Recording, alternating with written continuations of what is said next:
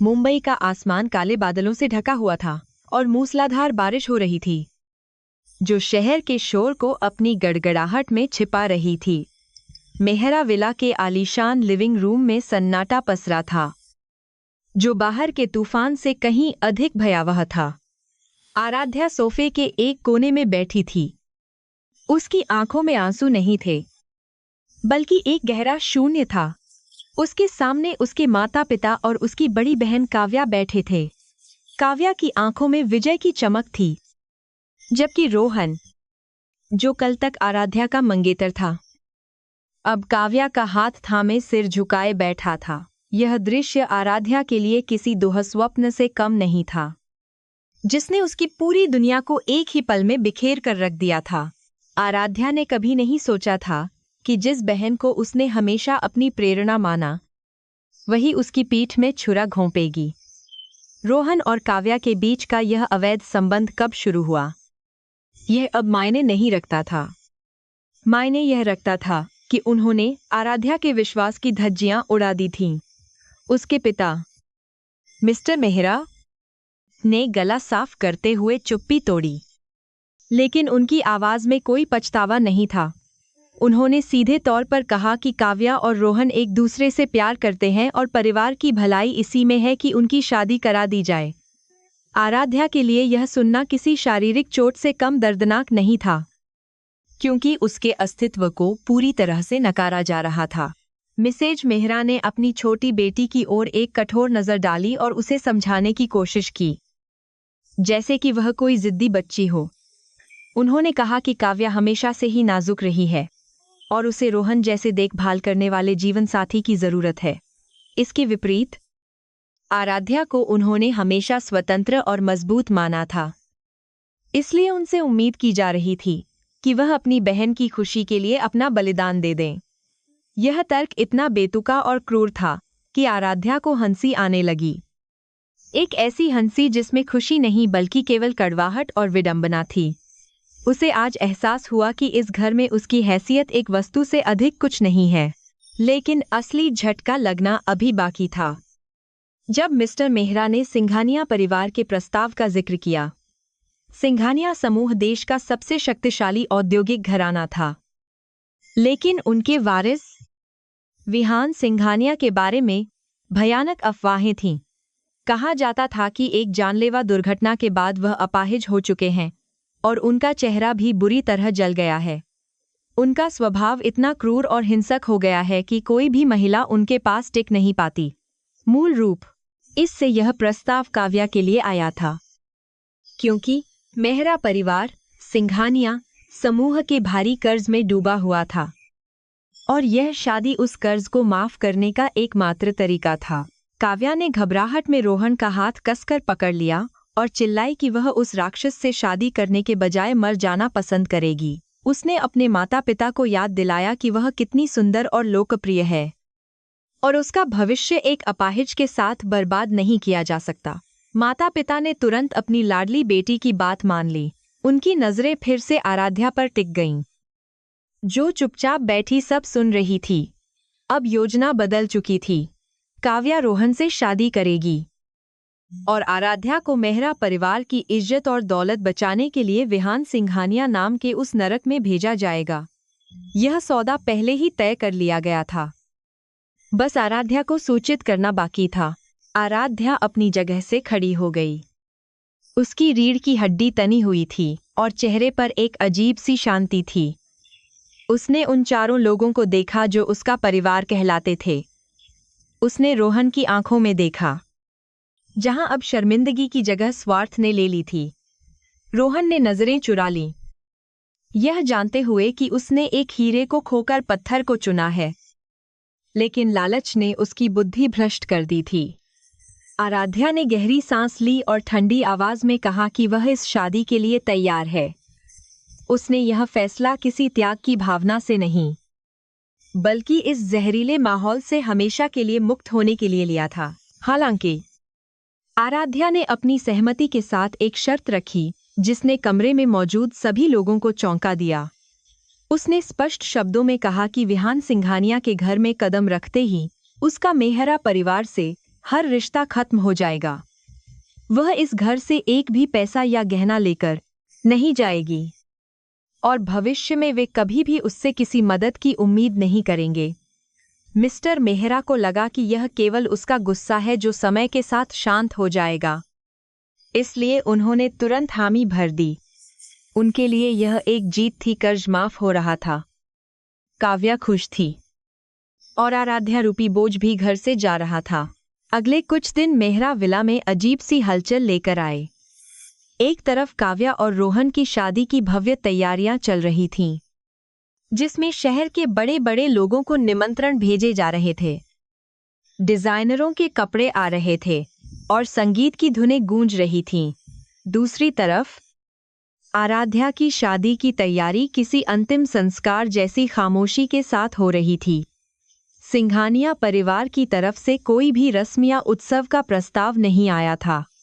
बस एक संदेश आया था कि तय तारीख की शाम को एक गाड़ी आराध्या को लेने आएगी। न कोई बारात, न कोई मेहमान और न ही कोई धूमधाम। यह एक शादी नहीं, बल्कि एक सौदा था। आराध्या ने अपने कमरे में खुद को कैद कर लिया था, जहां वह अपने पुराने जीवन के अवशेषों को समेट रही थी। उसने अपनी आर्किटेक्चर की डिग्री, अपने स्केच और अपनी कुछ पसंदीदा किताबों को एक छोटे सूटकेस में रखा। उसने उन सभी यादों को वहीं छोड़ देने का फैसला किया जो उसे कमजोर बना सकती थीं। वह जानती थी कि वह एक शेर की मांद में जा रही है। विहान सिंघानिया के बारे में सुनी गई कहानियां किसी भी इंसान को डराने के लिए काफी थीं, लेकिन आराध्या के पास अब खोने के लिए कुछ नहीं था। उसने सोचा कि एक शारीरिक रूप से अपाहिज और क्रूर व्यक्ति भी उन लोगों से बेहतर होगा जो भावनात्मक रूप से अपाहिज और धोखेबाज हैं। शादी की शाम आ गई और मेहरा विला रोशनी से जगमगा रहा था, लेकिन यह रोशनी काव्या की शादी के लिए थी। आराध्या ने एक साधारण लाल साड़ी पहनी थी जो उसने अपनी बचत के पैसों से खरीदी थी। उसके पास कोई मेकअप आर्टिस्ट नहीं था। उसने खुद ही अपने बालों को एक जूड़े में बांधा और मांग में सिंदूर भरने के लिए तैयार हो गई। जब वह नीचे हॉल में उतरी तो उसने देखा कि काव्या भारी गहनों और लहंगे में सजी धजी मेहमानों के बीच खिलखिला रही थी। किसी ने भी आराध्या की ओर ध्यान नहीं दिया, जैसे कि वह कोई अदृश्य छाया हो। यह उपेक्षा अब उसे चुभ नहीं रही थी, बल्कि उसे और अधिक दृढ़ बना रही थी। ठीक शाम 7 बजे एक काली लिमोसिन मेहरा विला के गेट पर आकर रुकी। गाड़ी पर सिंघानिया समूह का प्रतीक चिन्ह बना हुआ था, जो अंधेरे में भी चमक रहा था। ड्राइवर, जो एक वर्दीधारी और सख्त चेहरे वाला व्यक्ति था, गाड़ी से बाहर निकला और उसने आराध्या के लिए पिछला दरवाजा खोला। वहां कोई दूल्हा नहीं था, कोई फूल नहीं थे, बस एक खाली ठंडा केबिन था। आराध्या ने मुड़कर अपने घर की ओर नहीं देखा। उसने अपने माता पिता या बहन से कोई विदाई नहीं ली। वह सीधे चलकर गाड़ी में बैठ गई और जैसे ही दरवाजा बंद हुआ, उसे लगा कि उसने अपने पिछले जीवन का दरवाजा हमेशा के लिए बंद कर दिया है। गाड़ी शहर की भीड़भाड़ वाली सड़कों से गुजरती हुई एक सुनसान और पहाड़ी इलाके की ओर बढ़ने लगी, जहां अमीरों के फार्म हाउस और बंगले थे। बारिश फिर से शुरू हो गई थी और गाड़ी के शीशों पर पानी की बूंदें फिसल रही थीं। आराध्या का दिल तेजी से धड़क रहा था, लेकिन उसका चेहरा भावहीन था। वह मानसिक रूप से खुद को उस मुठभेड़ के लिए तैयार कर रही थी जो उसकी किस्मत बदलने वाली थी। वह जानती थी कि विहान सिंघानिया कोई साधारण व्यक्ति नहीं है और यह रात उसकी परीक्षा की रात होगी। क्या वह वास्तव में वैसा ही राक्षस है जैसा दुनिया कहती है, या इस नकाब के पीछे कुछ और है?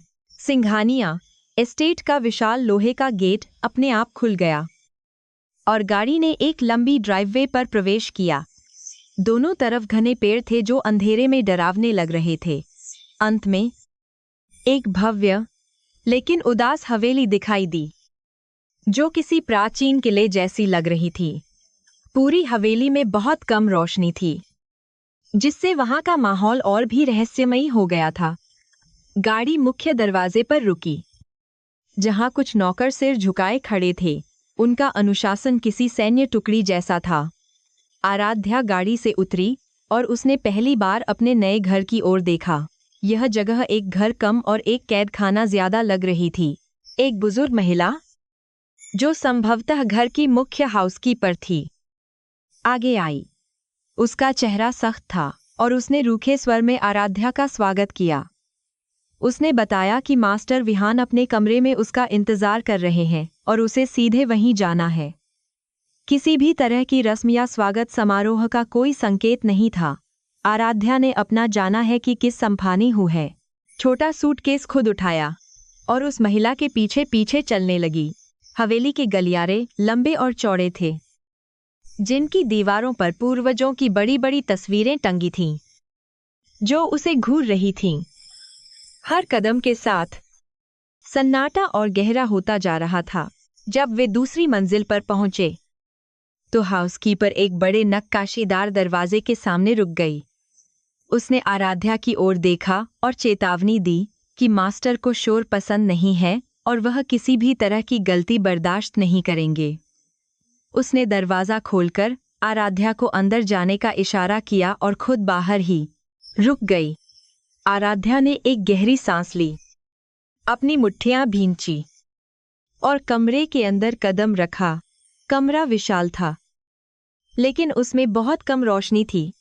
भारी मखमली पर्दों ने खिड़कियों को ढक रखा था और हवा में दवाओं और महंगी शराब की मिलीजुली गंध थी। कमरे के बीचों बीच एक आदमी व्हीलचेयर पर बैठा था, जिसकी पीठ दरवाजे की तरफ थी।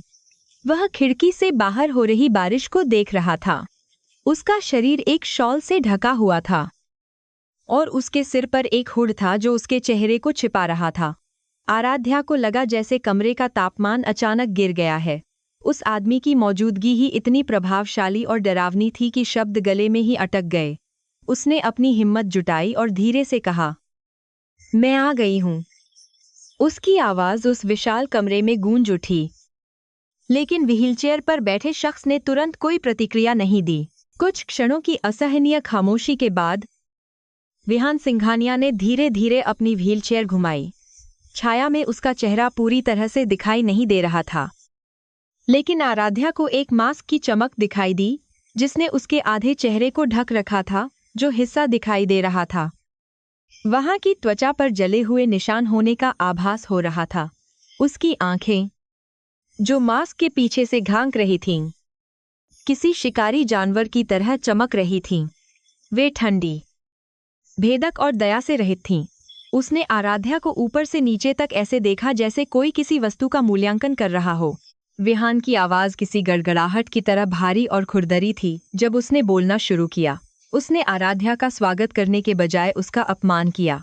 उसने कहा कि उसे उम्मीद नहीं थी कि मेहरा परिवार वास्तव में अपनी बेटी को कसाई के पास भेज देगा। उसने पूछा कि क्या उसे पता है कि उसकी बहन ने उसे यहाँ क्यों भेजा है।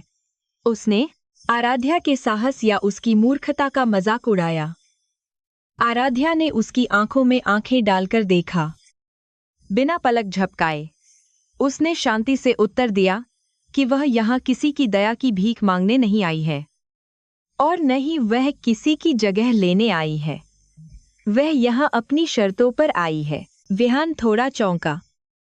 शायद उसे एक डरी हुई और रोती हुई लड़की की उम्मीद थी। आराध्या का यह निडर रवैया उसके लिए नया था। उसने अपनी व्हीलचेयर को आराध्या के करीब बढ़ाया, जिससे पहियों की आवाज फर्श पर गूंजी। उसने चेतावनी दी कि यह घर कमजोर दिल वालों के लिए नहीं है और उसकी पत्नी होने का मतलब विलासिता नहीं, बल्कि निरंतर खतरा है। उसने कहा कि यहाँ की दीवारों के भी कान हैं और हर छाया में एक दुश्मन छिपा है। आराध्या ने जवाब दिया कि वह खतरों से नहीं डरती, क्योंकि उसने अपनों से जो धोखा खाया है, उससे बड़ा खतरा और क्या हो सकता है। उस रात आराध्या को पता चला कि विहान का गुस्सा केवल एक दिखावा नहीं था। वह वास्तव में एक घायल शेर की तरह था जो हर किसी पर हमला करने के लिए तैयार रहता है।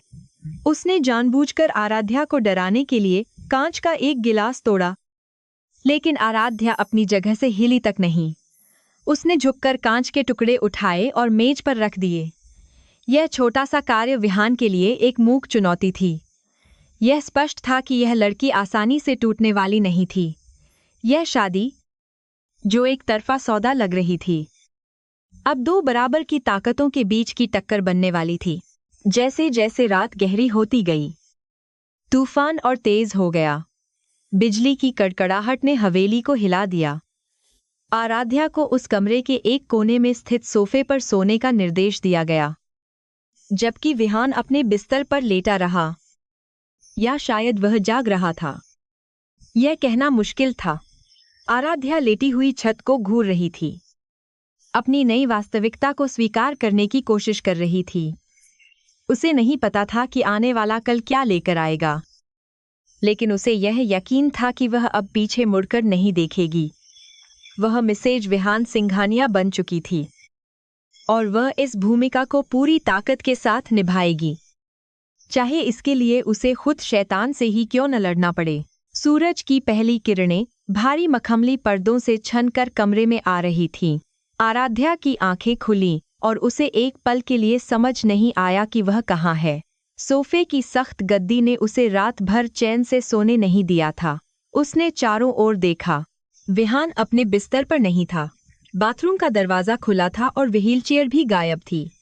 हवेली में अजीब सी खामोशी थी, जो किसी तूफान के आने से पहले की शांति जैसी लग रही थी। आराध्या उठी और उसने अपनी लाल साड़ी को ठीक किया। आईने में अपनी सूनी आंखों और माथे पर लगे सिंदूर को देखकर उसने खुद को याद दिलाया कि अब यही उसकी सच्चाई है।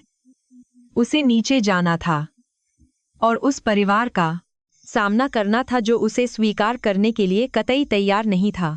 जैसे ही वह कमरे से बाहर निकली, उसे महसूस हुआ कि हवेली अब उतनी सुनसान नहीं थी जितनी रात में लग रही थी। नौकर इधर उधर भाग रहे थे, लेकिन उनकी आंखों में नए मेहमान के लिए कोई सम्मान नहीं था। वे उसे ऐसे देख रहे थे जैसे वह कोई बिन बुलाए मेहमान हो। आराध्या सीढ़ियों से नीचे उतरी। उसके कदमों की आहट ठंडे संगमरमर के फर्श पर गूंज रही थी। डाइनिंग हॉल से हंसी और व्यंग्यपूर्ण बातों की आवाजें आ रही थीं। उसे पता था कि यह सिंघानिया परिवार के अन्य सदस्य हैं, वे लोग जो विहान के पतन का इंतजार कर रहे थे। उसने गहरी सांस ली, अपने पल्लू को संभाला और सिर ऊंचा करके हॉल की ओर बढ़ी। वह जानती थी कि उसे वहां स्वागत नहीं, बल्कि एक नए युद्ध का सामना करना पड़ेगा। डाइनिंग टेबल पर विहान के चाचा, चाची और उनके बिगड़ैल बच्चे बैठे नाश्ता कर रहे थे। जैसे ही आराध्या ने प्रवेश किया, वहां अचानक सन्नाटा छा गया। चाची, जो भारी सोने के गहनों और भड़कीली रेशमी साड़ी में लदी हुई थीं, ने आराध्या को ऊपर से नीचे तक देखा और एक जहरीली हंसी हंसी। अरे देखो, हमारे घर की नई महारानी आ गई, उन्होंने ताना मारा। उनकी आवाज में मिठास की जगह केवल कड़वाहट थी। मुझे तो लगा था कि भाई साहब ने कोई खानदानी बहू भेजी है, लेकिन यह तो किसी साधारण नौकरानी से भी गई गुजरी लग रही है। क्या तुम्हारे मायके वालों ने तुम्हें खाली हाथ भेजा है? चचेरे भाइयों ने भी उनका साथ दिया। आराध्या के कपड़ों का मजाक उड़ाते हुए हंसने लगे। आराध्या चुपचाप खड़ी रही। उसने कोई प्रतिक्रिया नहीं दी, जिससे उनका हौसला और बढ़ गया। चाची ने इसे उसकी कमजोरी समझा और अपनी बदजुबानी जारी रखी। सुना है तुम्हारे लालची बाप ने तुम्हें हमारे सिर पर थोप दिया है, ताकि उसका कर्ज माफ हो सके, चाची ने क्रूरता से कहा। अपने हाथ में पकड़े टोस्ट को ऐसे नचाया जैसे वह कोई हथियार हो। वैसे भी उस आधे अधूरे विहान के लिए तुम जैसी सड़क छाप लड़की ही ठीक है। कोई अच्छे घर की लड़की तो उस राक्षस के पास जाने से भी डरती। तुम तो बिकाऊ माल हो। यह सुनकर आराध्या की मुट्ठियां भिंच गईं। वह अपना अपमान सह सकती थी, लेकिन अपने पति के बारे में, भले ही वह जैसा भी हो, ऐसे घिनौने शब्दों को सुनना उसे गवारा नहीं था। उसने अपनी नजरें उठाईं और सीधे चाची की आंखों में देखा, जिससे चाची एक पल के लिए सहम गईं। उसकी आवाज शांत थी, लेकिन उसमें इस्पात जैसी दृढ़ता थी। श्रीमती सिंघानिया, मैं यहाँ किसी की दया की भीख मांगने नहीं आई हूँ, आराध्या ने स्पष्ट शब्दों में कहा। और रही बात मेरे पति की, तो वह इस घर के वारिस हैं और इस मेज का हर निवाला उन्हीं की दौलत से आता है। अगर आप उनका सम्मान नहीं कर सकती, तो कम से कम उस भोजन का तो सम्मान करें जो आप उनके पैसों से खा रही हैं। हॉल में सन्नाटा छा गया। किसी को उम्मीद नहीं थी कि यह शांत दिखने वाली लड़की पलटकर जवाब देगी। चाची का चेहरा गुस्से से लाल हो गया और वह अपनी कुर्सी से खड़ी हो गईं। तुम्हारी इतनी हिम्मत, चाची चिल्लाईं, अपना हाथ उठाते हुए जैसे वह आराध्या को थप्पड़ मारने वाली हो। 2 टके की लड़की जो खुद एक सौदा बनकर आई है, हमें सिखाएगी कि इस घर में क्या करना है। लेकिन इससे पहले कि उनका हाथ आराध्या के गाल तक पहुंचता, एक भारी और डरावनी आवाज ने हॉल की दीवारों को हिला दिया। रुक जाओ। सभी की नजरें तुरंत दरवाजे की ओर घूम गईं। वहां विहान अपनी व्हीलचेयर पर बैठा था। उसका चेहरा अभी भी नकाब से ढका हुआ था और उसकी मौजूदगी ने कमरे की हवा को बर्फ जैसा ठंडा कर दिया था। नौकर डर के मारे पीछे हट गए और चाची का हाथ हवा में ही जम गया। विहान की आंखों में वह क्रूरता थी जिससे पूरा परिवार डरता था। विहान ने धीरे धीरे अपनी व्हीलचेयर को आगे बढ़ाया। पहियों की आवाज सन्नाटे को चीर रही थी। उसने अपनी चाची को नहीं देखा, बल्कि उसकी ठंडी नजरें आराध्या पर टिकी थीं। इस घर में शोर मचाना मुझे पसंद नहीं है, उसने बेहद धीमे लेकिन खतरनाक स्वर में कहा। और मेरे घर के मामलों में बाहरी लोगों का दखल तो बिल्कुल भी नहीं। चाची ने हकलाते हुए सफाई देने की कोशिश की। पसीने की बूंदें उनके माथे पर चमकने लगी थीं। विहान बेटा, मैं तो बस इसे सिखा रही थी कि बड़ों से कैसे बात करते हैं। इसने मेरी बेइज्जती की है। विहान ने एक झटके से अपना हाथ ऊपर उठाया, उन्हें चुप रहने का इशारा किया, जैसे वह किसी मक्खी को उड़ा रहा हो। यह मेरी पत्नी है, उसने घोषणा की। हालांकि उसकी आवाज में प्यार नहीं, बल्कि स्वामित्व का भाव था, जैसे कोई अपनी कीमती वस्तु का दावा कर रहा हो। उसका अपमान करना मेरा अपमान है और मुझे अपना अपमान बिल्कुल पसंद नहीं है।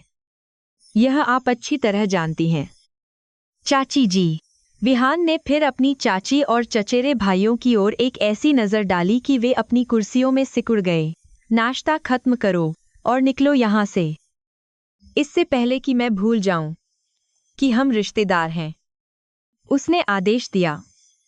परिवार के सदस्य बिना एक शब्द बोले सिर झुकाकर वहां से खिसक गए, जैसे डरे हुए चूहे बिल में घुस रहे हों। अब हॉल में केवल विहान और आराध्या बचे थे। माहौल में तनाव अभी भी बना हुआ था। आराध्या ने विहान की ओर देखा। शायद उसे लगा कि वह उसका धन्यवाद करेगा या कम से कम नरमी से बात करेगा, लेकिन विहान ने अपनी व्हीलचेयर घुमाई और जाने लगा।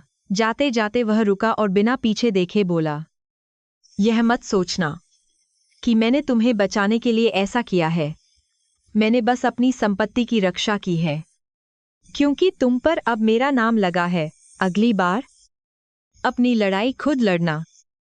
मुझे कमजोर लोग पसंद नहीं हैं जो अपनी हिफाजत न कर सकें। उसके शब्द किसी कोड़े की तरह पड़े, लेकिन आराध्या ने उफ तक नहीं की।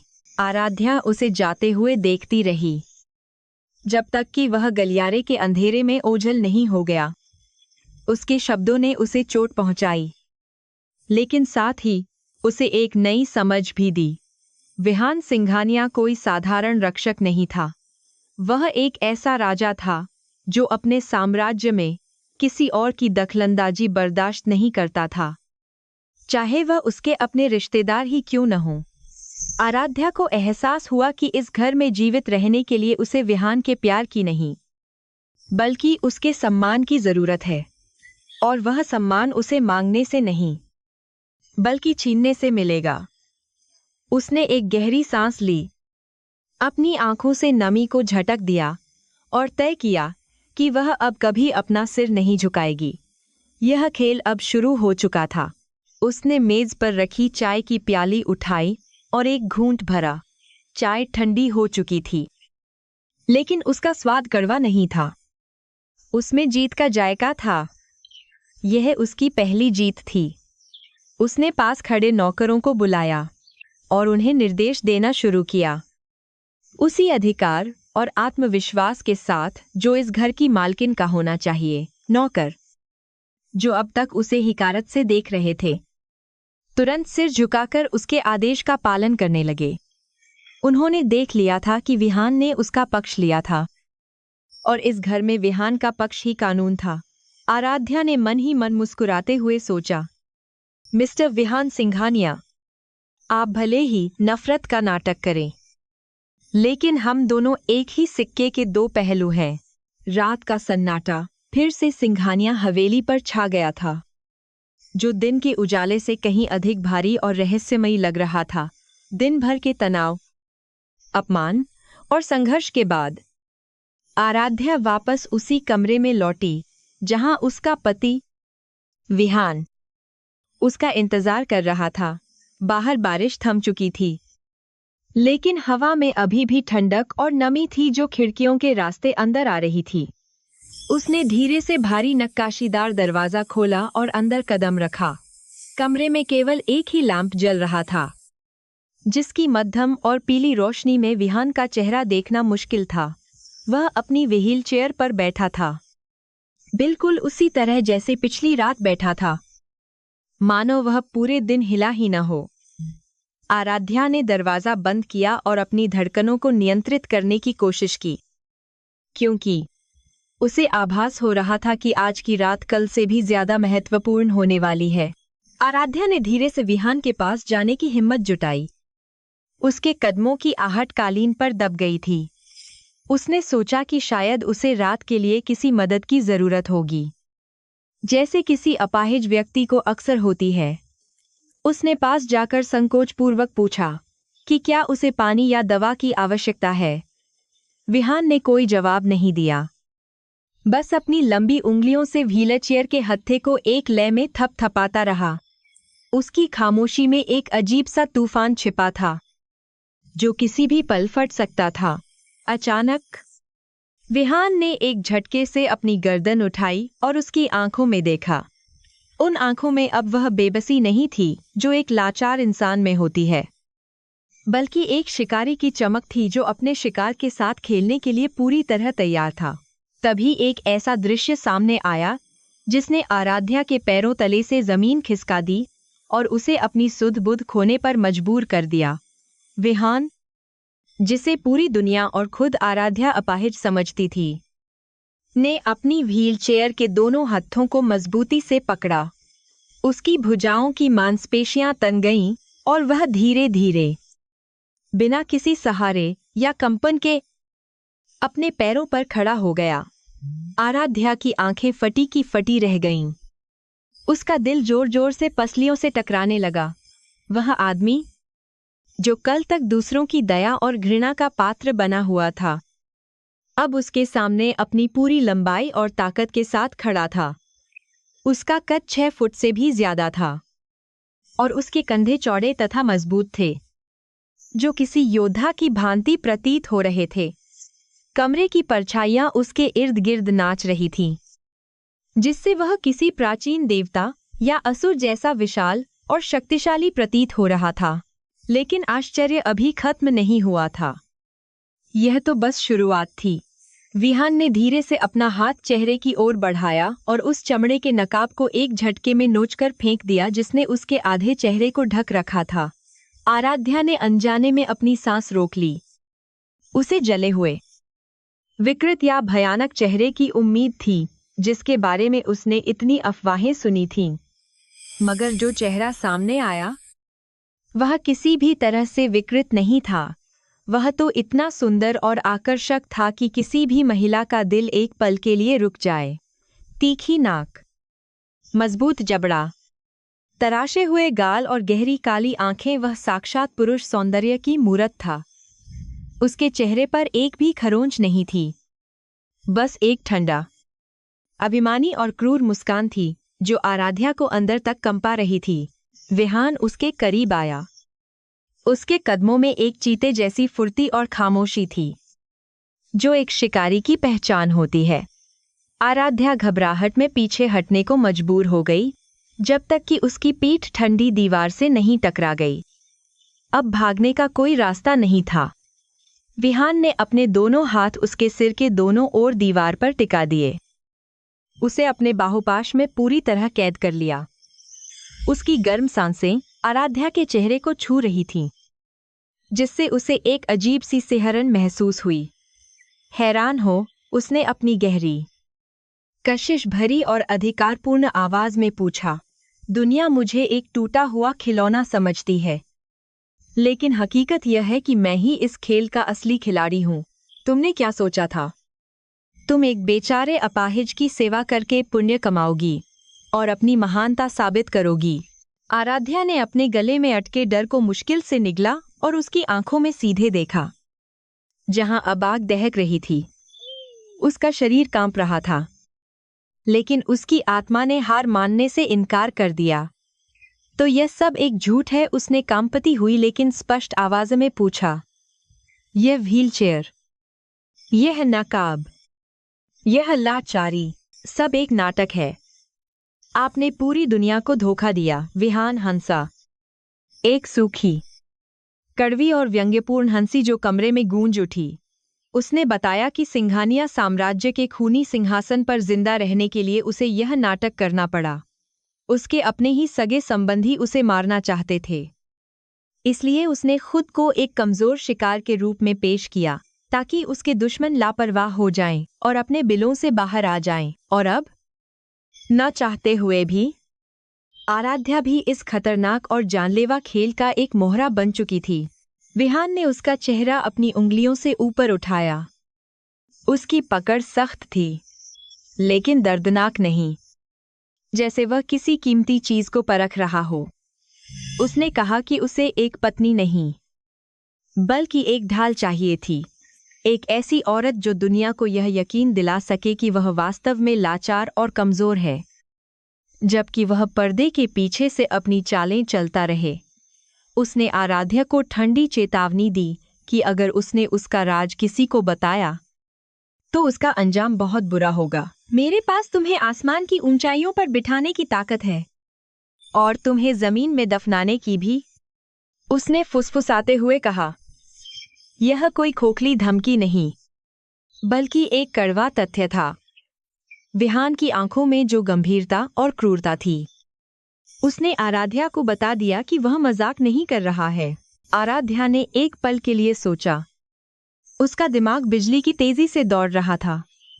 उसके पास दो रास्ते थे, या तो डरकर घुटने टेक दे और एक कठपुतली बन जाए, या इस चुनौती को स्वीकार करे और अपनी जगह बनाए। उसने विहान का हाथ अपने चेहरे से हटाया और खुद को सीधा खड़ा किया। अपनी आंखों में आंसू की जगह आग भर ली। मैं आपकी कठपुतली या खिलौना नहीं बनूंगी, मिस्टर सिंघानिया, उसने दृढ़ता से कहा। मैं जानती हूं कि आपको मेरी जरूरत है, वरना आप मुझे यह सच कभी नहीं बताते और न ही मुझे जिंदा छोड़ते।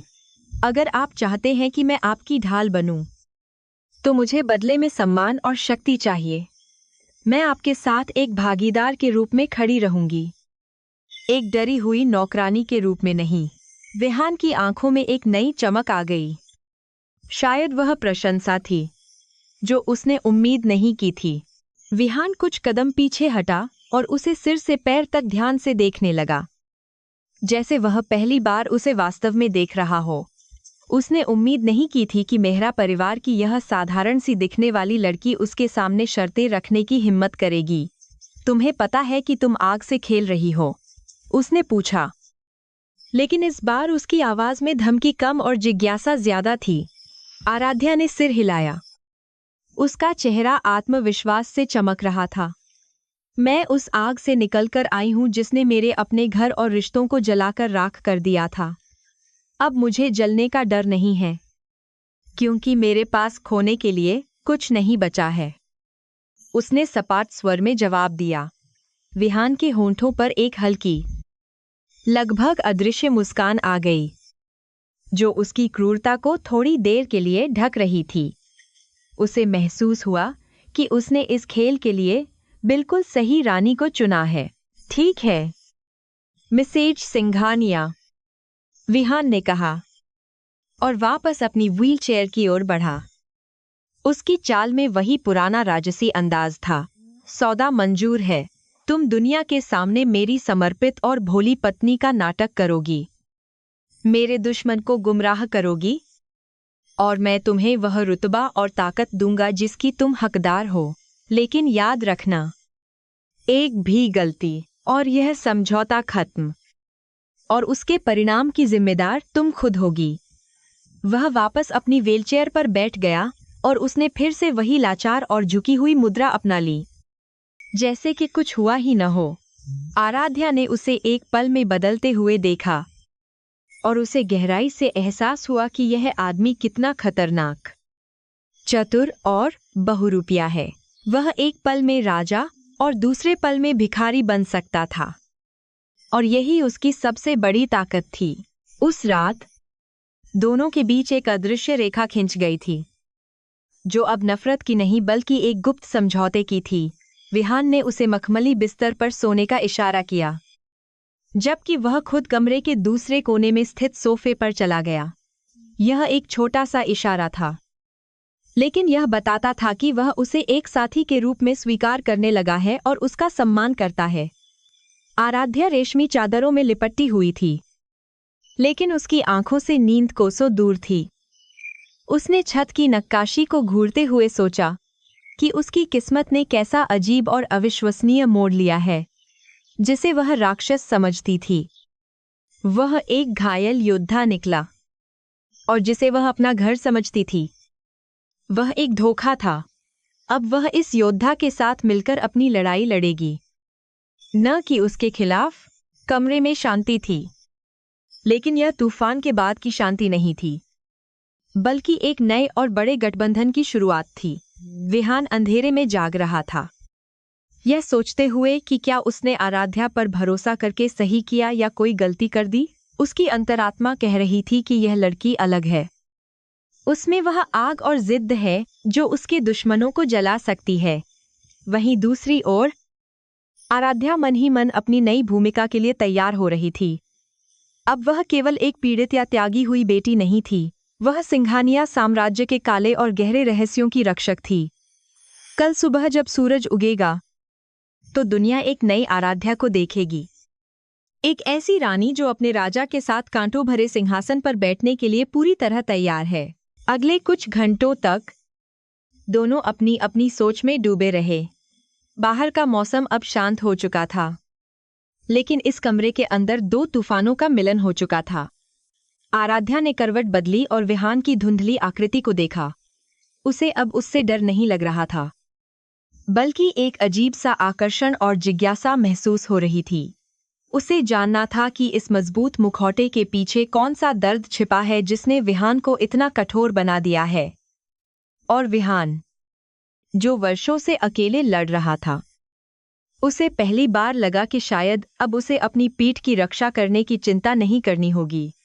यह रात उनकी शादी की पहली रात थी, लेकिन इसमें फूलों की खुशबू नहीं, बल्कि बारूद और षड्यंत्र की गंध थी, जो उनके आने वाले जीवन का संकेत दे रही थी। अगले कुछ हफ्तों में सिंघानिया हवेली के माहौल में एक सूक्ष्म लेकिन स्पष्ट बदलाव आया था। आराध्या ने खुद को केवल एक सजावटी गुड़िया या पीड़ित पत्नी के रूप में स्थापित करने से इनकार कर दिया था। उसने धीरे धीरे घर की दिनचर्या को अपने नियंत्रण में लेना शुरू कर दिया था।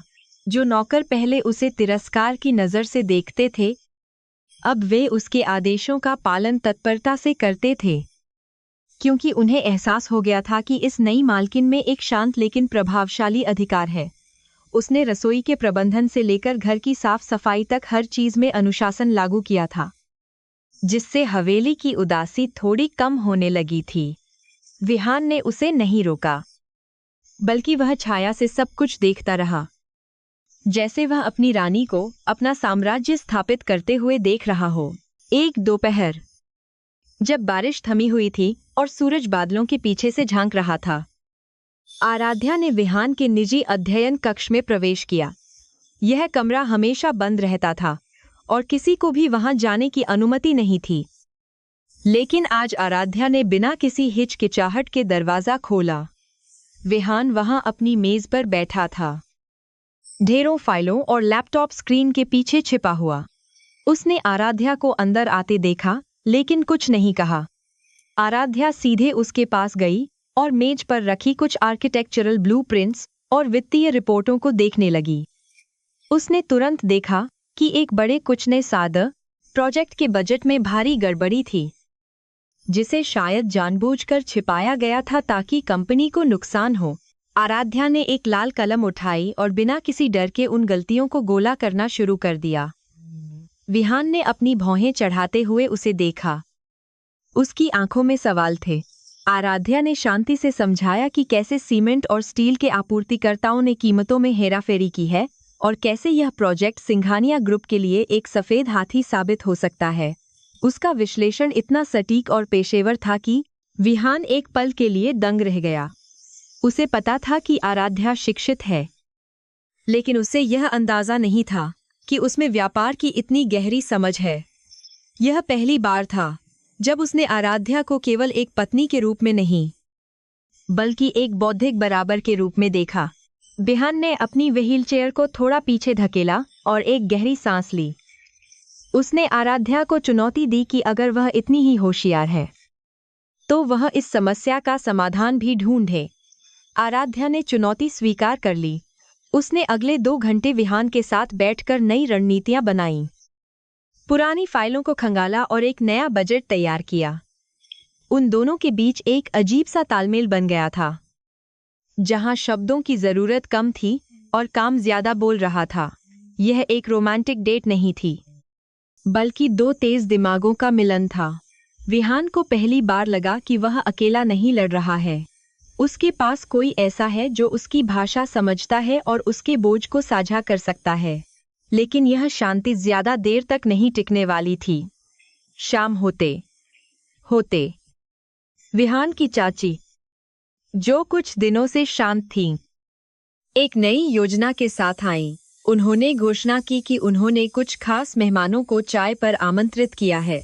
उनके चेहरे पर एक कुटिल मुस्कान थी जब उन्होंने बताया कि मेहमान और कोई नहीं बल्कि काव्या और रोहन है। चाची का मकसद साफ था, वह आराध्या को उसके काव्या और रोहन है पुराने और नए जीवन के बीच फंसाकर उसे अपमानित करना चाहती थीं। विहान ने अपनी मुट्ठियां भींचीं, लेकिन आराध्या ने उसके हाथ पर अपना हाथ रखकर उसे शांत रहने का इशारा किया। उसने अपनी आंखों से कहा कि उसे चिंता करने की जरूरत नहीं है, वह इस तूफान का सामना करने के लिए तैयार है। शाम को ड्राइंग रूम को फूलों और महंगी क्रॉकरी से सजाया गया था। काव्या और रोहन अपनी नई लग्जरी कार से उतरे और हवेली में ऐसे दाखिल हुए जैसे वे ही वहां के मालिक हों। काव्या ने हीरों का हार और एक बेहद महंगी डिजाइनर साड़ी पहनी थी, जिसका एकमात्र उद्देश्य आराध्या को नीचा दिखाना था। रोहन भी महंगे सूट में था, लेकिन उसकी चाल में वह आत्मविश्वास नहीं था जो विहान के पास व्हीलचेयर पर बैठे होने के बावजूद था। आराध्या सीढ़ियों से नीचे उतरी। उसने कोई भारी गहना नहीं पहना था, बस एक साधारण आसमानी रंग की साड़ी थी, लेकिन उसकी गरिमा और सादगी ने काव्या की चमक दमक को फीका कर दिया। चाची ने जानबूझकर काव्या का स्वागत बहुत गर्मजोशी से किया और बार बार उसकी खुशहाल शादी का जिक्र किया। उन्होंने रोहन की तारीफों के पुल बांध दिए और बार बार यह जताने की कोशिश की कि आराध्या ने क्या खो दिया है। काव्या ने भी मौका नहीं दी। छोड़ा, उसने अपनी बड़ी हीरे की अंगूठी दिखाते हुए कहा कि रोहन उसे कितना प्यार करते हैं और वे जल्द ही यूरोप के टूर पर जाने वाले हैं। उसने आराध्या की तरफ एक दया भरी नजर डाली और पूछा कि क्या वह इस अंधेरे घर और बीमार पति के साथ खुश है। उसका हर शब्द जहर में बुझा हुआ था, जिसका उद्देश्य आराध्या के स्वाभिमान को छलनी करना था। रोहन ने भी अपनी बात रखने की कोशिश की। उसने एक झूठी सहानुभूति के साथ आराध्या से पूछा कि क्या उसे किसी आर्थिक मदद की जरूरत है। उसने कहा कि वह जानता है कि सिंघानिया ग्रुप आजकल मुश्किलों से गुजर रहा है और विहान शायद उसकी जरूरतें पूरी न कर सके। यह सीधा विहान के पौरुष और क्षमता पर हमला था। विहान, जो एक कोने में अपनी व्हीलचेयर पर बैठा था और अपने चेहरे को मास्क से ढके हुए था, बिल्कुल शांत था। लेकिन आराध्या देख सकती थी कि उसके हाथ व्हीलचेयर के हत्थे को कितनी जोर से जकड़े हुए हैं। वह जानती थी कि अगर उसने अभी कुछ नहीं किया तो विहान अपना आपा खो देगा और उनका खेल खत्म हो जाएगा। आराध्या ने चाय का कप मेज पर रखा। उसकी आवाज में खनखनाहट ने सभी का ध्यान खींचा। उसने सीधे रोहन की आंखों में देखा और मुस्कुराई, लेकिन वह मुस्कान बर्फ जैसी ठंडी थी। उसने कहा कि रोहन को सिंघानिया ग्रुप की चिंता करने के बजाय अपनी कंपनी मेहरा एंटरप्राइजेज की बैलेंस शीट देखनी चाहिए। उसने खुलासा किया कि वह जानती है कि उनकी कंपनी के शेयर पिछले हफ्ते 15% गिर गए हैं और वे दिवालिया होने की कगार पर हैं। उसने उन आपूर्तिकर्ताओं के नाम भी बता दिए जिनका भुगतान रोहन ने पिछले 3 महीनों से नहीं किया था। कमरे में सन्नाटा छा गया। रोहन का चेहरा पीला पड़ गया क्योंकि यह जानकारी गोपनीय थी। काव्या ने बीच में बोलने की कोशिश की, यह कहते हुए कि आराध्या झूठ बोल रही है और जल रही है।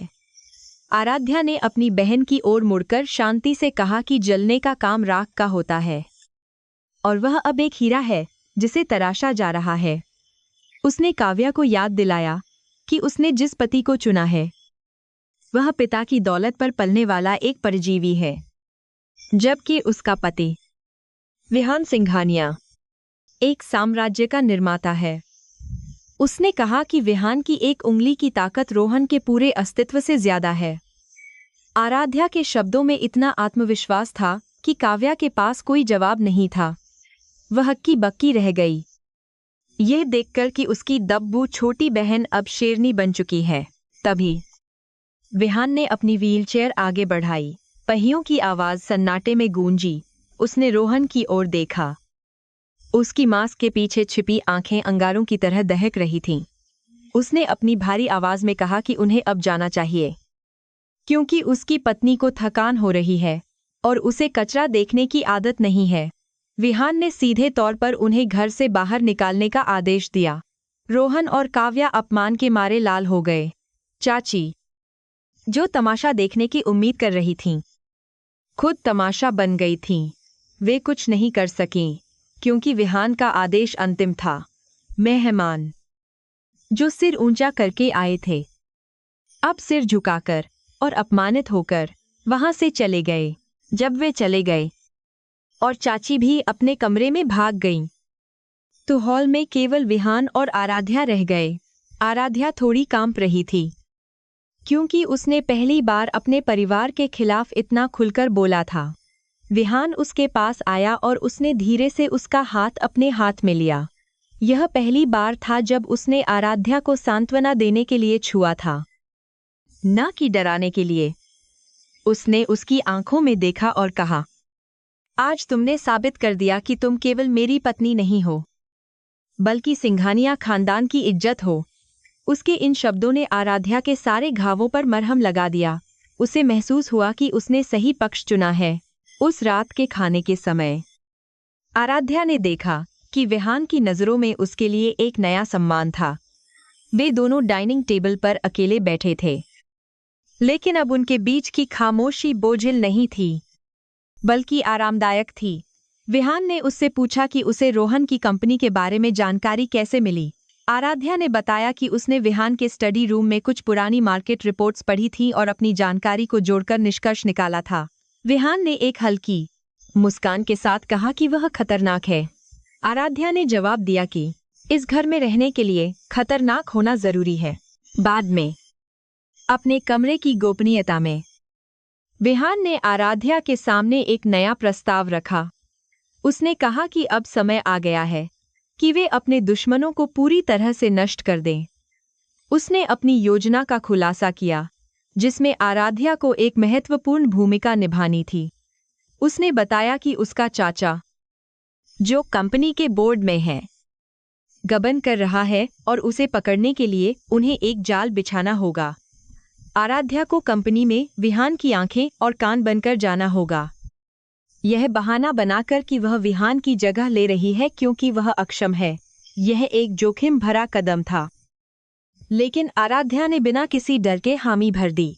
सोने से पहले आराध्या खिड़की के पास खड़ी होकर बाहर के अंधेरे को देख रही थी। उसे काव्या और रोहन के डरे हुए चेहरे याद आ रहे थे और उसे एक अजीब सी संतुष्टि मिल रही थी। उसने महसूस किया कि शक्ति और पैसा ही वह भाषा है जिसे यह दुनिया समझती है। उसने कसम खाई कि वह विहान को उसकी खोई हुई गरिमा वापस दिलाएगी और उन सभी लोगों को सबक सिखाएगी जिन्होंने उन्हें कम आंका था। विहान, जो बिस्तर पर लेटा हुआ उसे देख रहा था, सोच रहा था कि किस्मत ने उसे क्या नायाब तोहफा दिया है।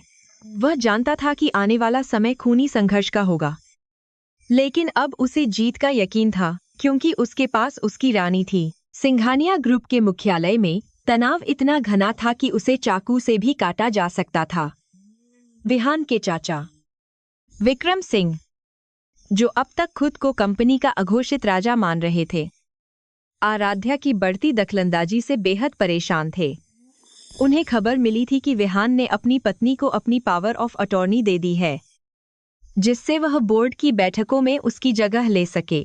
विक्रम के लिए यह केवल एक अपमान नहीं, बल्कि खतरे की घंटी थी।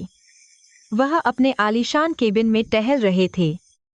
उनके हाथ में महंगी विस्की का गिलास था और दिमाग में अपनी भतीजा बहू को रास्ते से हटाने की साजिश चल रही थी।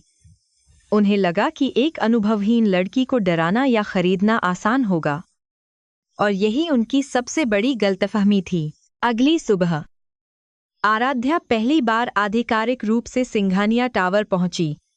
उसने एक गहरा नीला बिजनेस सूट पहना था, जो उसके आत्मविश्वास और अधिकार को दर्शा रहा था। जैसे ही उसने कॉन्फ्रेंस रूम में कदम रखा, वहां मौजूद सभी बुजुर्ग निदेशकों और शेयरधारकों की निगाहें उस पर टिक गईं। विक्रम सिंह ने एक नकली मुस्कान के साथ उसका स्वागत किया, लेकिन उनकी आंखों में छिपी नफरत स्पष्ट थी। उन्होंने व्यंग्य करते हुए कहा कि कंपनी चलाना घर चलाने जैसा नहीं है और शायद आराध्या को वापस जाकर अपने बीमार पति की सेवा करनी चाहिए। कमरे में कुछ लोग दबी जुबान में हंसे, लेकिन आराध्या के चेहरे पर शिकन तक नहीं आई। उसने अपनी फाइल मेज पर पटकी, जिसकी आवाज ने सबकी हंसी बंद कर दी। आराध्या ने बिना समय बर्बाद किए बैठक शुरू की। उसने विक्रम सिंह द्वारा प्रस्तुत की गई वित्तीय रिपोर्ट को चुनौती दी और उन बेहिसाब खर्चों पर सवाल उठाए जो मॉरिशस की फर्जी कंपनियों में जा रहे थे। उसने सबूतों के साथ बात की, आंकड़ों को इतनी सटीकता से पेश किया कि विक्रम के पसीने छूटने लगे। उसने स्पष्ट कर दिया कि विहान भले ही शारीरिक रूप से उपस्थित न हो, लेकिन उसकी नज़र हर पैसे पर है। आराध्या का यह रूप देखकर बोर्ड के सदस्य, जो अब तक विक्रम के प्रभाव में थे, सोचने पर मजबूर हो गए। उन्हें एहसास हुआ कि यह लड़की केवल एक संदेशवाहक नहीं है, बल्कि एक सक्षम नेता है। विक्रम सिंह को अपनी गद्दी हिलती हुई महसूस हुई और उन्होंने तुरंत प्लान बी पर काम करने का फैसला किया। बैठक के बाद, जब आराध्या अपने केबिन में थी, विक्रम सिंह वहां आए। उन्होंने दरवाजा बंद किया और अपनी आवाज को धीमा और धमकी भरा बना लिया। उन्होंने आराध्या के सामने एक प्रस्ताव रखा। अगर वह चुपचाप किनारे हो जाए और विहान को पागल घोषित करने वाले कागजात पर हस्ताक्षर कर दे, तो वे उसे करोड़ों रुपये देंगे और उसे आजाद कर देंगे। उन्होंने उसे डराने की कोशिश की कि विहान का अंत निकट है और अगर वह उसके साथ रही तो वह भी डूब जाएगी। आराध्या ने डरने का नाटक किया। उसने अपनी आंखों को झुका लिया और कांपती हुई आवाज में कहा कि वह इस दबाव को झेल नहीं पा रही है और उसे सोचने के लिए वक्त चाहिए। विक्रम को लगा कि उनका तीर निशाने पर लगा है और वह जीत की मुस्कान के साथ बाहर चले गए। लेकिन विक्रम को यह नहीं पता था कि आराध्या ने अपनी घड़ी में लगे माइक्रोफोन के जरिए यह पूरी बातचीत रिकॉर्ड कर ली थी। घर लौटकर उसने और विहान ने उस रिकॉर्डिंग को सुना। विहान की आंखों में एक खतरनाक चमक थी। उसने आराध्या की अभिनय क्षमता की तारीफ की। अब उनके पास विक्रम के खिलाफ ठोस सबूत थे, लेकिन वे अभी भी मुख्य मोहरे का इंतजार कर रहे थे। वह व्यक्ति जिसने सालों पहले विहान की कार के ब्रेक फेल किए थे। विहान को यकीन था कि विक्रम ही वह मास्टरमाइंड है, लेकिन उसे पकड़ने के लिए उन्हें उसे रंगे हाथों पकड़ना होगा। उन्होंने तय किया कि वे विक्रम को यह विश्वास दिलाएंगे कि आराध्या उनके पक्ष में आ गई है, ताकि वह अपनी अंतिम चाल चले। इसी बीच मेहरा परिवार पर मुसीबतों का पहाड़ टूट पड़ा था। आराध्या की भविष्यवाणी सच साबित हुई थी। रोहन की कंपनी दिवालिया हो चुकी थी और बैंक वाले उनके घर को जब्त करने की नोटिस भेज चुके थे। काव्या के सारे गहने बिक चुके थे और रोहन शराब में डूब गया था। कोई और रास्ता न देखकर मिस्टर और मिसेज मेहरा ने अपनी सारी शर्म को ताक पर रखकर सिंघानिया हवेली का रुख किया। वे जानते थे कि आराध्या ही अब उन्हें बचा सकती है। जब वे हवेली के गेट पर पहुंचे तो सुरक्षा गार्डों ने उन्हें रोक दिया, लेकिन आराध्या ने इंटरकॉम पर उन्हें अंदर आने देने का आदेश दिया। वह चाहती थी कि वे देखें कि जिस बेटी को उन्होंने ठुकराया था वह आज कहाँ बैठी है। ड्राइंग रूम में आराध्या एक महारानी की तरह सोफे पर बैठी थी, जबकि उसका परिवार उसके सामने भिखारियों की तरह खड़ा था। मिसेज मेहरा, जो कभी अपनी नाक ऊंची रखती थीं, अब फूट फूट कर रो रही थीं। उन्होंने ममता का वास्ता दिया, ये कहते हुए कि खून पानी से गाढ़ा होता है और उसे अपने परिवार को सड़क पर आने से बचाना चाहिए। उन्होंने काव्या की हालत का हवाला दिया, जो एक कोने में सिर झुकाए बैठी थी। उसका अहंकार अब धूल में मिल चुका था। रोहन ने भी गिड़गिड़ाते हुए कहा कि वह अपनी गलती मानता है और अगर आराध्या थोड़ी सी मदद कर दे तो वह सब कुछ ठीक कर देगा। यह दृश्य इतना दयनीय था कि किसी का भी दिल पसीज जाए, लेकिन आराध्या का दिल अब पत्थर का हो चुका था। आराध्या ने शांति से चाय का एक घूंट लिया और कप को मेज पर रखा। उसने अपनी माँ की आंखों में देखा और पूछा कि वह ममता तब कहाँ थी जब उसे एक अपाहिज के साथ शादी करने के लिए मजबूर किया गया था। उसने पूछा कि खून का रिश्ता तब क्यों याद नहीं आया जब काव्या ने उसके मंगेतर को चुराया था। उसने याद दिलाया कि उन्होंने उसे बेच दिया था और बिकी हुई चीज पर बेचने वाले का कोई अधिकार नहीं होता। उसके शब्द किसी चाबुक की तरह पड़े। मिस्टर मेहरा ने गुस्से में कहा कि उसे अपने पिता से ऐसे बात करने का कोई हक नहीं है, लेकिन आराध्या ने उन्हें बीच में ही टोक दिया। उसने कहा कि उसका पिता उसी दिन मर गया था जिस दिन उन्होंने उसे एक बोझ समझा था। काव्या, जो अब तक चुप थी, अचानक उठी और आराध्या के पैरों में गिर गई। उसने रोते हुए कहा कि वह गलत थी और उसे माफ कर दिया जाए। उसने बताया कि रोहन उसे मारता है और वह इस नरक से निकलना चाहती है। आराध्या ने अपनी बहन को देखा, लेकिन उसे कोई दया महसूस नहीं हुई। उसने काव्या को उठने का इशारा किया और कहा कि हर किसी को अपने कर्मों का फल भुगतना पड़ता है। उसने स्पष्ट कर दिया कि सिंघानिया हवेली कोई धर्मशाला नहीं है। उसने सुरक्षा प्रमुख को बुलाया और आदेश दिया कि इन मेहमानों को बाहर का रास्ता दिखाया जाए और सुनिश्चित किया जाए कि वे दोबारा कभी इस गेट के आसपास न दिखें। परिवार के चीखने चिल्लाने की आवाज़ें धीरे धीरे दूर होती गईं। जब शोर थम गया, विहान अपनी व्हीलचेयर पर वहां आया। उसने सब कुछ अपनी आंखों से देखा था। उसे गर्व था कि आराध्या ने अपनी भावनाओं को खुद पर हावी नहीं होने दिया। उसने आराध्या के कंधे पर हाथ रखा, जो अब थोड़ी कांप रही थी। उसने कहा कि सड़ी हुई शाखा को काटने में ही पेड़ की भलाई है। आराध्या ने विहान की ओर देखा और सिर हिलाया। उसने महसूस किया कि आज उसने अपने अतीत के आखिरी बोझ को भी उतार फेंका है। अब उसका पूरा ध्यान केवल विहान और उनके साझा दुश्मन पर था। विक्रम सिंह ने आराध्या को संदेश भेजा था कि वह कल रात गुप्त समझौते पर हस्ताक्षर करने के लिए तैयार रहे। जाल बिछ चुका था। अगली रात विक्रम सिंह शहर के बाहर एक पुराने गोदाम में इंतजार कर रहा था। उसने सोचा था कि आराध्या अकेले आएगी और विहान की संपत्ति के हस्तांतरण के कागजात लाएगी। आराध्या वहां पहुंची। उसके हाथ में एक ब्रीफकेस था। विक्रम ने लालच भरी नजरों से उसे देखा। उसने कबूल किया कि कैसे उसने विहान के पिता को धोखा दिया था और कैसे उसने विहान की एक्सीडेंट की योजना बनाई थी ताकि वह पूरी दौलत हड़प सके। वह अपनी जीत के नशे में इतना चूर था कि उसने हर जुर्म को अपनी उपलब्धि की तरह बताया। वह नहीं जानता था कि यह गोदाम विहान के आदमियों से घिरा हुआ है और हर शब्द लाइव रिकॉर्ड हो रहा है। तभी अंधेरे से एक आवाज आई, कहानी अच्छी है चाचा जी, लेकिन इसका अंत मुझे पसंद नहीं आया। विक्रम का खून जम गया। उन्होंने मुड़कर देखा तो पाया कि विहान अपने पैरों पर खड़ा है। उसके हाथ में एक बंदूक है और चेहरे पर मौत की शांति है। विक्रम की आंखें फटी की फटी रह गईं। तुम चल सकते हो, वह हकलाया। विहान ने कदम आगे बढ़ाया। उसकी परछाई विक्रम पर हावी हो गई। मैं न केवल चल सकता हूं, बल्कि दौड़ भी सकता हूं, खासकर उन गद्दारों के पीछे जिन्होंने मेरे परिवार को बर्बाद किया, विहान ने गरजते हुए कहा। आराध्या विहान के बगल में जाकर खड़ी हो गई और दोनों ने एक अभेद्य दीवार बना ली। विक्रम ने भागने की कोशिश की, लेकिन पुलिस सायरन की आवाज ने उसे रोक दिया। विहान ने पहले ही पुलिस कमिश्नर को सबूत भेज दिए थे। पुलिस ने गोदाम को घेर लिया और विक्रम को हथकड़ियां पहना दी गईं।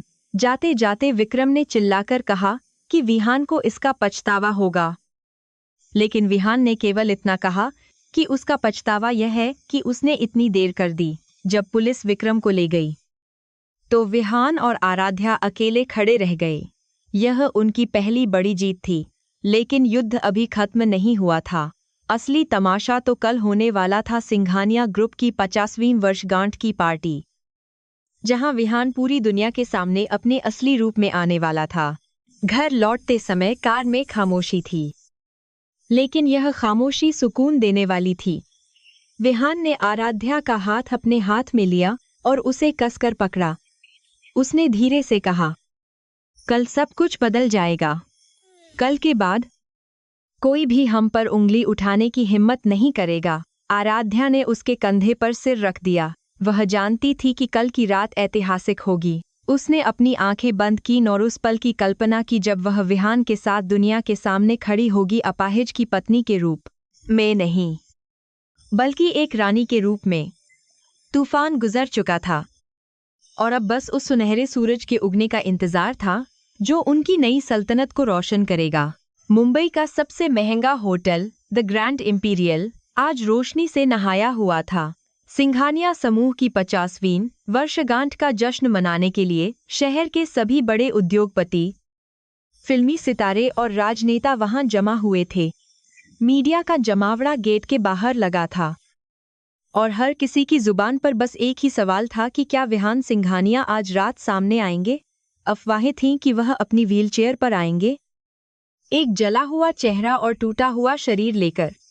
किसी को अंदाजा नहीं था कि अगले कुछ पलों में जो होने वाला है वह पूरे देश की सुर्खियों को बदल देगा।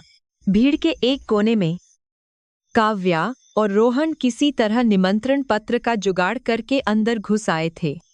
उनकी हालत खस्ता थी। काव्या के चेहरे की चमक गायब हो चुकी थी और रोहन की आंखों में डर था। वे यहाँ आखिरी उम्मीद लेकर आए थे कि शायद भीड़ में छिपकर वे विहान या आराध्या से माफी मांग सकें या कुछ मदद पा सकें। काव्या ईर्ष्या से उन औरतों को देख रही थी जो हीरे जवाहरात से लदी थीं, यह सोचते हुए कि अगर उसने सही फैसला लिया होता तो आज वह इस पार्टी की मेजबान होती। लेकिन किस्मत को कुछ और ही मंजूर था। अचानक बॉलरूम की रोशनी कम हो गई और एक तेज स्पॉटलाइट विशाल सीढ़ियों के ऊपर टिक गई। ऑर्केस्ट्रा का संगीत धीमा हो गया और एक भारी सन्नाटा छा गया। उद्घोषक की आवाज गूंजी कि देवियों और सज्जनों, कृपया स्वागत करें सिंघानिया समूह के अध्यक्ष मिस्टर विहान सिंघानिया और उनकी धर्मपत्नी मिसेज आराध्या सिंघानिया का। सभी की निगाहें ऊपर की ओर उठीं। हर कोई व्हीलचेयर की चरमराहट सुनने का इंतजार कर रहा था। लोगों ने सहानुभूति और दया के भाव अपने चेहरों पर सजा लिए थे जो वे उस बेचारे अपाहिज को दिखाने वाले थे। लेकिन दरवाजा खुला और वहां कोई व्हीलचेयर नहीं थी। दरवाजे के फ्रेम में एक लंबा, चौड़ा और बेहद प्रभावशाली पुरुष खड़ा था। उसने एक काला टक्सीडो पहना था जो उसके गठीले शरीर पर एकदम फिट बैठ रहा था। उसके बगल में आराध्या खड़ी थी, जिसने सुनहरे रंग का भारी गाउन पहना था और वह किसी अप्सरा से कम नहीं लग रही थी। विहान ने अपना हाथ आगे बढ़ाया और आराध्या ने अपनी उंगलियां उसमें फंसा दी। जब वे दोनों रोशनी में आए तो हॉल में मौजूद हर इंसान की सांस अटक गई। वहां कोई जला हुआ चेहरा नहीं था, कोई लाचारी नहीं थी। वहां सिर्फ एक ग्रीक देवता जैसा सुंदर पुरुष खड़ा था, जिसकी आंखों में बिजली थी। काव्या के हाथ से वाइन का गिलास छूटकर फर्श पर गिर गया, लेकिन कांच टूटने की आवाज किसी ने नहीं सुनी, क्योंकि हॉल में हैरानगी की लहर दौड़ गई थी। वह अपनी आंखों पर विश्वास नहीं कर पा रही थी। यह वही राक्षस था जिसे उसने ठुकरा दिया था। यह तो किसी फिल्म स्टार से भी ज्यादा हैंडसम था। रोहन का मुंह खुला रह गया। उसके पैरों तले से जमीन खिसक गई।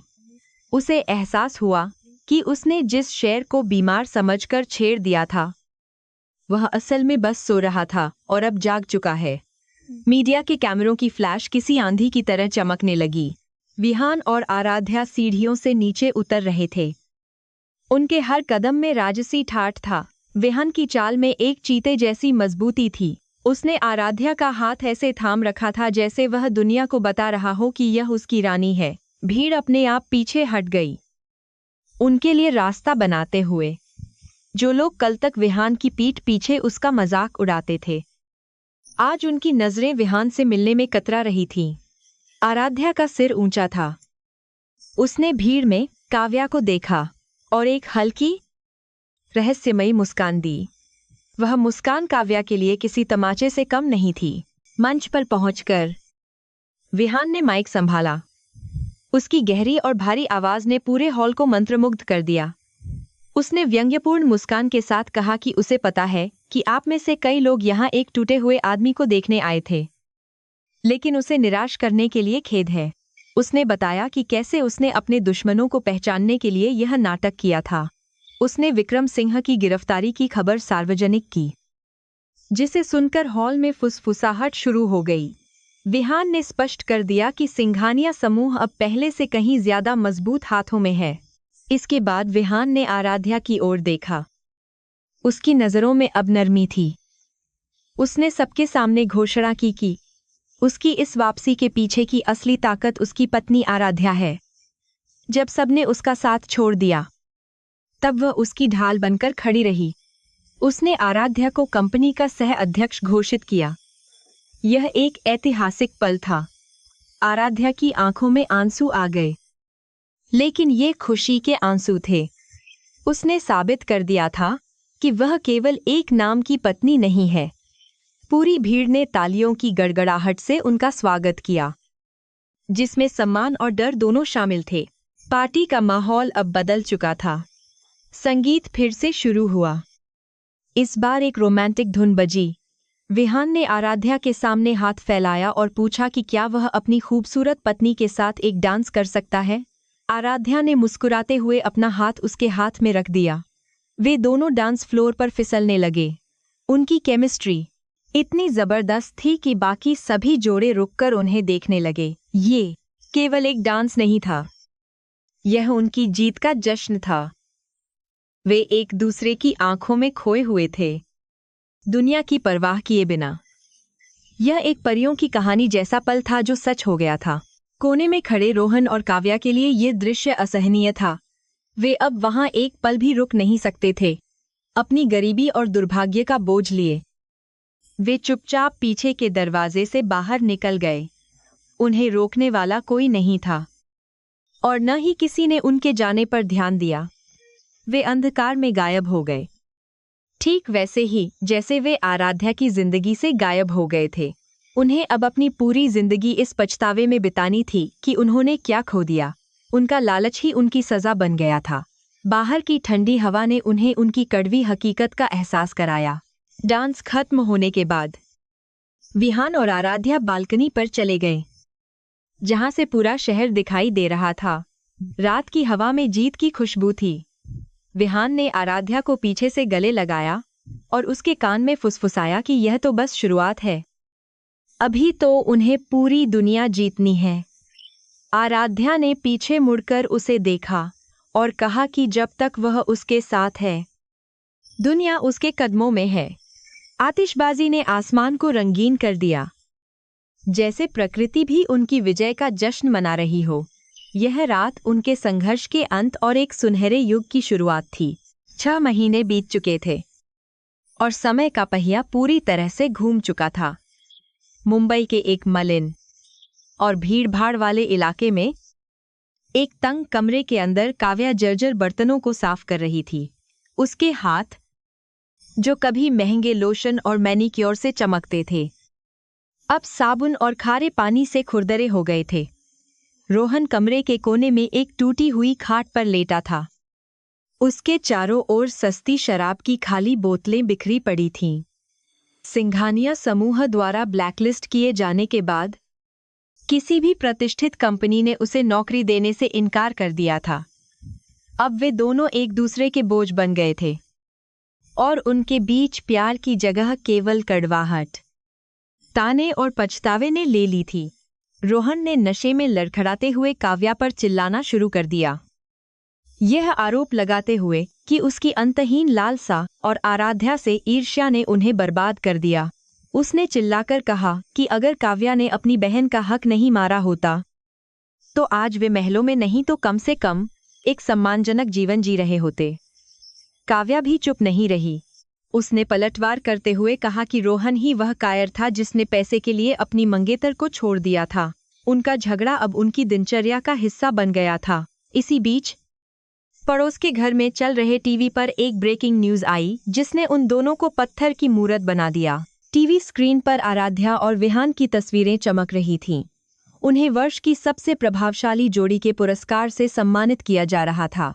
आराध्या एक शानदार डिजाइनर गाउन में आत्मविश्वास से दीप्त हो रही थी और विहान उसके बगल में गर्व से खड़ा था।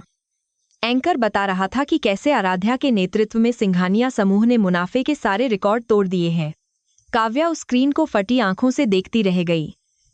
वह उस स्थान पर हो सकती थी, वह उस वैभव की मालकिन हो सकती थी, लेकिन उसने एक हीरे को कांच का टुकड़ा समझकर फेंक दिया था। उसकी आंखों से आंसू बहने लगे, लेकिन अब उन आंसुओं का कोई मोल नहीं था। दूसरी तरफ शहर की सबसे ऊंचे टावर के पेंट हाउस में विहान और आराध्या इस सफलता का जश्न एक शांत और निजी तरीके से मना रहे थे।